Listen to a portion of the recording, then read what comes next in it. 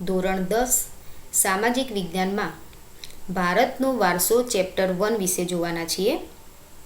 મિત્રો, અહીંયા થોડીક તમને માહિતી આપી દઉં તો તમને એવો પ્રશ્ન થશે કે વારસો એટલે શું? તો વારસો એટલે આપણને આપણા પૂર્વજો તરફથી મળેલી અમૂલ્ય ભેટ. આ સમૃદ્ધ વારસો એટલે ભારતનું સમગ્ર વિશ્વને પૂર્ણ માનવ જીવનના રહસ્યોનું પ્રદાન, એવું પણ આપણે કહી શકીએ. અને ભારતનો ઇતિહાસ એ મિત્રો હજારો વર્ષ પુરાણો છે. તો ચાલો હવે આપણે જોઈએ ભારતનો વારસો. એમાં આજે આપણે કયા કયા મુદ્દાઓ વિશે ભણવાના છીએ જોઈ લઈએ. તો પહેલું છે ભારતની વિશેષતાઓ, પછી ભારતનો વૈવિધ્યસભર વારસો, સંસ્કૃતિનો અર્થ, ભારતીય સંસ્કૃતિનો વારસો, ભારતનો પ્રાકૃતિક વારસો. મિત્રો, જો તમારે આ પાઠની તમારે PDF જોઈતી હોય તો આ મારો WhatsApp નંબર છે, એના ઉપર તમે અમને મેસેજ કરીને આ PDF મેળવી શકો છો.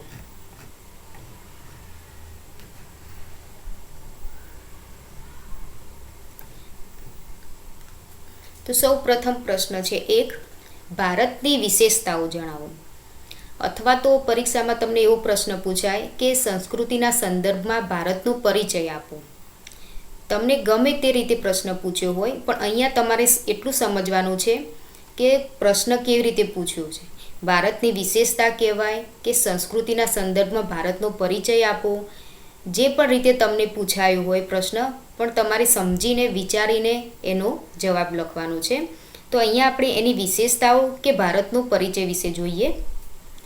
તો ભારત પ્રાચીન સંસ્કૃતિ ધરાવતો દેશ છે. બધા જ મિત્રો જાણો છો કે આપણી ભારતીય સંસ્કૃતિ એ બહુ પુરાણી છે, પ્રાચીન છે. ભારતમાં શુભ કાર્ય પ્રારંભે લેવાતા સંકલ્પોમાં ભારત વર્ષ, ભરતખંડ, જંબુદ્વીપ, આર્યાવર્ત જેવા શબ્દોનો ઉપયોગ થાય છે. પૂર્વ, પશ્ચિમ, દક્ષિણ એમ 3 દિશાઓમાં સમુદ્ર અને ઉત્તર દિશામાં હિમાલયની ગિરિમાળા એવી કુદરતી સીમાઓ ધરાવતો આપણો દેશ છે. મિત્રો, આપણે બધા જાણીએ છીએ કે આપણે પૂર્વ, પશ્ચિમ અને દક્ષિણે 3 દિશાઓમાં સમુદ્ર આવેલો છે અને ઉત્તર દિશામાં આપણે હિમાલય આવેલું છે. તો આ કુદરતી સીમાઓ ધરાવતો આપણો સમૃદ્ધ દેશ છે. આપણા દેશની સમૃદ્ધિથી આકર્ષાઈને અનેક વિદેશી પ્રજાઓ વ્યાપાર કરવા આવી, સ્થાયી થઈ અને ભારતીય સંસ્કૃતિમાં ભળી ગઈ. તો મિત્રો, આપણા દેશમાં જે આવી સમૃદ્ધ વારસો છે, સમૃદ્ધિ છે, તો એ સમૃદ્ધિથી આકર્ષાઈને એ જોઈને અનેક વિદેશી પ્રજાઓ આપણે ત્યાં વેપાર કરવા આવી હતી. એ બધાને ખબર જ છે. તો ધીમે ધીમે સમય જતાં આ બધી જ પ્રજા વ્યાપાર કરતાં કરતાં સ્થાયી થઈ ભારતમાં અને આપણી સંસ્કૃતિમાં ભળી ગઈ. તો આ પ્રશ્નનો જવાબ છે કે આપણી ભારતીય સંસ્કૃતિનો આપણો પરિચય કે એની વિશેષતા કયો. બરાબર છે. પરીક્ષામાં તમને પૂછાય તો તમારે આ રીતેનો જવાબ લખવો. હવે બીજો પ્રશ્ન છે, એક પેઢીમાંથી બીજી પેઢીમાં આપણા વારસાનું હસ્તાંતરણ થયું, કારણ આપો. હવે ક્યારેક પરીક્ષામાં આપણને કારણ પણ પૂછાયું હોય, તો આનું શું કારણ હશે એ આપણે જોઈએ. તો ભારત દેશની સમૃદ્ધિથી આકર્ષાઈને અનેક વિદેશી પ્રજાઓ ભારતમાં વ્યાપાર કરવા માટે આવી. આ વિવિધ પ્રજા ધીમે ધીમે ભારતમાં સ્થાયી થવા લાગી અને ભારતીય સંસ્કૃતિમાં ભળી ગઈ. આ આદાન પ્રદાનની પરસ્પર પ્રક્રિયા દ્વારા દેશમાં અનેક પરિવર્તનો આવ્યા અને આ રીતે એક પેઢીમાંથી બીજી પેઢીમાં આપણા વારસાનું હસ્તાંતરણ થયું અને તેનો સાતત્યપૂર્ણ વિકાસ થયો. તો મિત્રો, આપણે જાણીએ છીએ બધા કે આપણા દેશમાં અમુક સમય પહેલાં વિવિધ પ્રજા આવી હતી વેપાર કરવા માટે. વેપાર કરતાં કરતાં ધીમે ધીમે એ લોકો આપણી ભારતીય સંસ્કૃતિમાં સ્થાયી થયા અને આપણી સંસ્કૃતિમાં ભળી ગયા. આ રીતે આદાન પ્રદાનની પરસ્પરની પ્રક્રિયા દ્વારા ઘણા બધા પરિવર્તનો આવ્યા અને આ રીતે આપણા વારસાનું હસ્તાંતરણ થયું છે. હવે પ્રશ્ન ત્રીજો છે કે ભારતના વૈવિધ્યસભર વારસાનો પરિચય કરાવો અથવા ભારતની સંસ્કૃતિનો પરિચય આપો.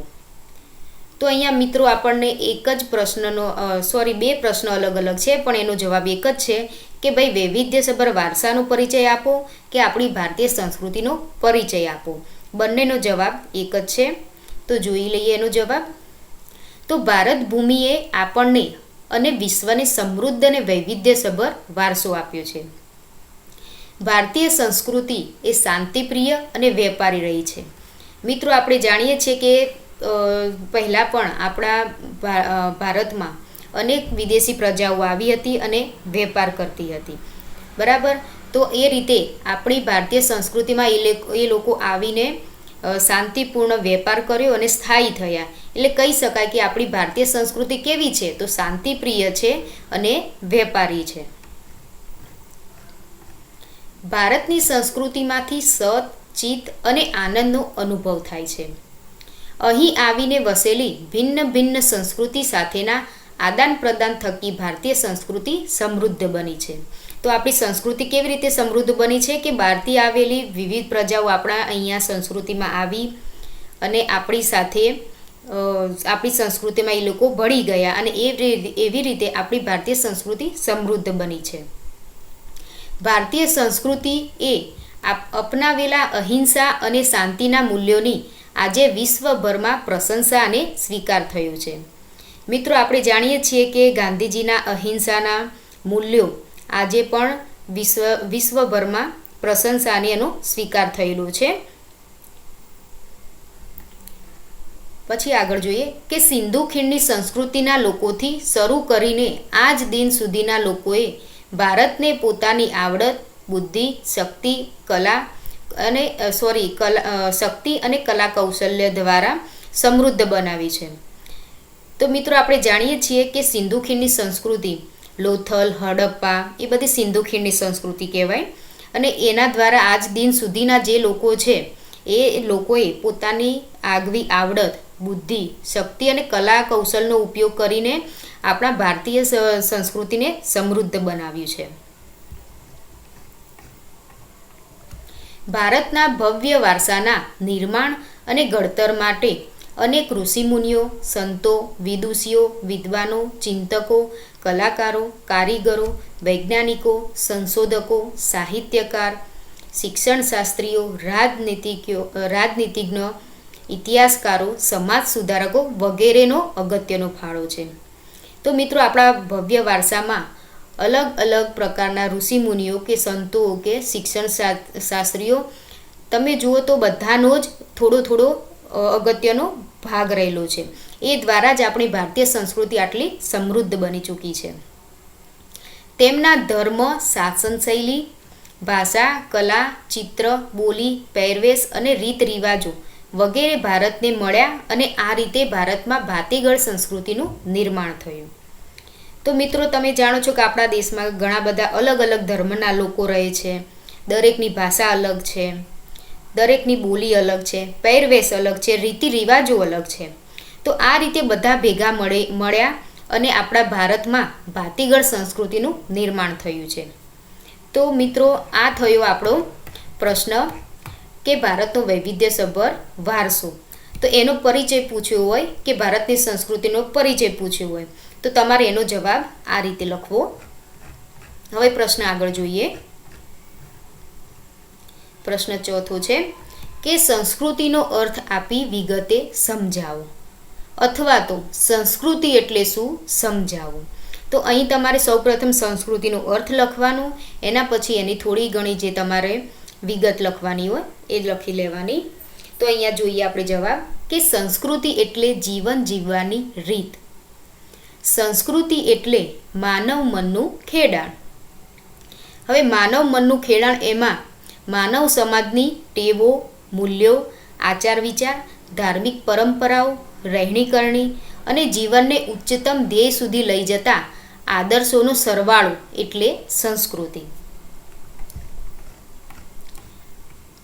દેશ કે સમાજમાં સમયાનુસાર એટલે કે થોડો સમય વીતતો ગયો એમ સમયાનુસાર બદલાતા સંજોગો મુજબ જેમ સંજોગો બદલાતા ગયા એ મુજબ જનજીવનમાં આવતા પરિવર્તનો, સુધારા, સામાજિક નીતિ રીતિ આદિ વડે ભિન્ન ભિન્ન સમાજોની સંસ્કૃતિ બને છે.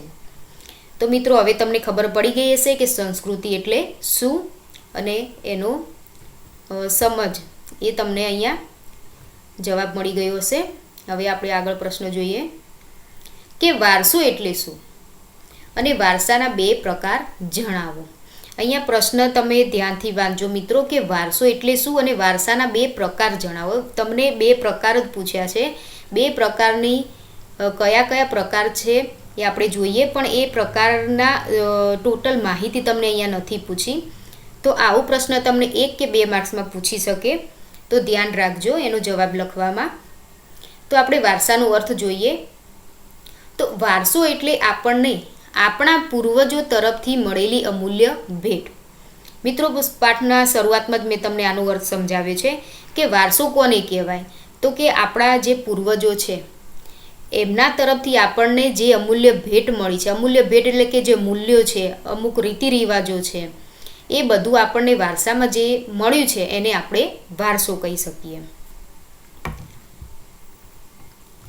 ટૂંકમાં એક પેઢી પોતે શીખેલી કે મેળવેલ બાબતો પોતાની અનુગામી એટલે કે આવનારી પેઢીને શીખવે છે.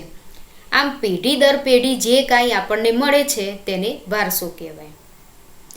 અને ભારતના વારસાને 2 વિભાગ કે પ્રકાર છે. પહેલો છે ભારતનો પ્રાકૃતિક વારસો. હવે મિત્રો પ્રાકૃતિક વારસામાં કઈ કઈ બાબતોનો સમાવેશ થાય છે, અને બીજો પ્રકાર છે ભારતનો સાંસ્કૃતિક વારસો. તો સાંસ્કૃતિક વારસામાં કઈ કઈ બાબતોનો સમાવેશ થાય છે એ હવે બાકીના પ્રશ્નમાં જોઈએ આપણે.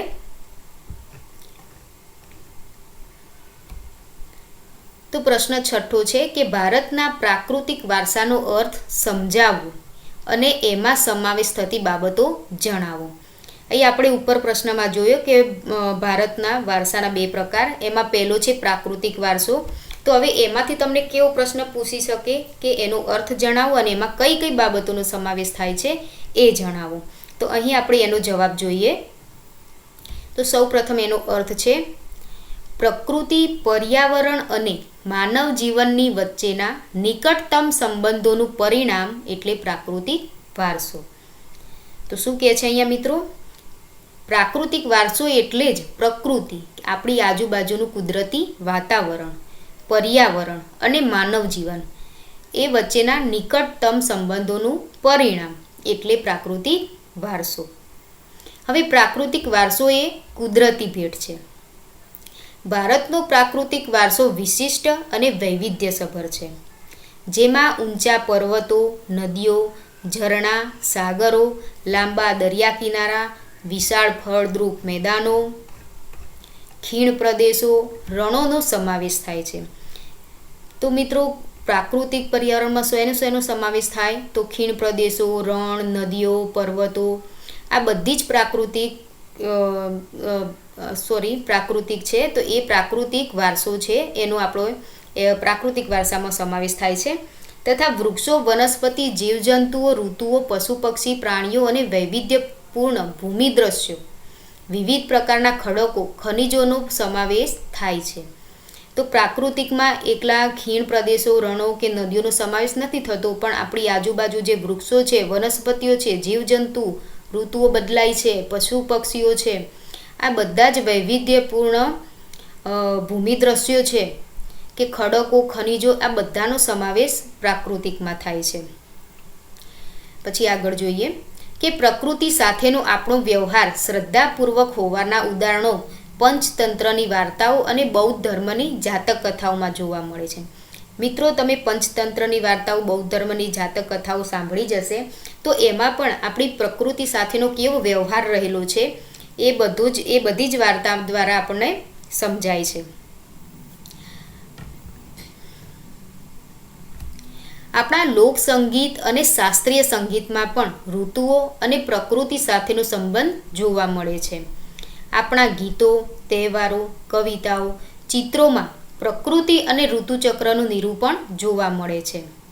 નિસર્ગોપચાર એટલે કે નેચરોપથી આયુર્વેદિક, યુનાની જેવી ચિકિત્સા પદ્ધતિ પ્રકૃતિ પર આધારિત છે.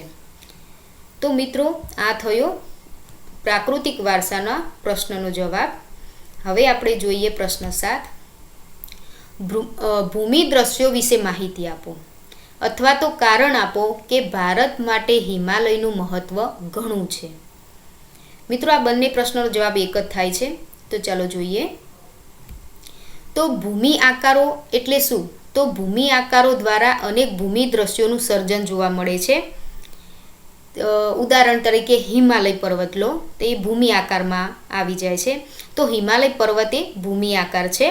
હિમાલયમાં અનેક પ્રકારની ઉપયોગી વનસ્પતિ, ખનિજો, અવનવા પશુ પંખી અને શિખરો બરફથી છવાયેલા રહે છે. તેનાથી મોટી નદીઓ બારેમાસ ભરપૂર પાણીથી સમૃદ્ધ રહે છે. તો મિત્રો, હિમાલય પર્વત પર તમે જાણો છો તેમ અલગ અલગ ઔષધિ વનસ્પતિઓ થાય છે, ઘણી બધી ખનિજો છે, ત્યાં પશુ પંખીઓ એટલા બધા રહે છે અને એના ઉપરના શિખર ઉપરથી બરફ પીગળીને નીચે આવતા મોટી નદીનું સ્વરૂપ લે છે. તેથી આપણી જે નદીઓ છે એ પણ એ પાણીથી ભરપૂર રહે છે. બારે માસ આપણને એ ભરપૂર પાણીથી સમૃદ્ધ એવી નદીઓ મળે છે. પછી હિમાલયમાં તરાઈના જંગલો પણ આવેલા છે.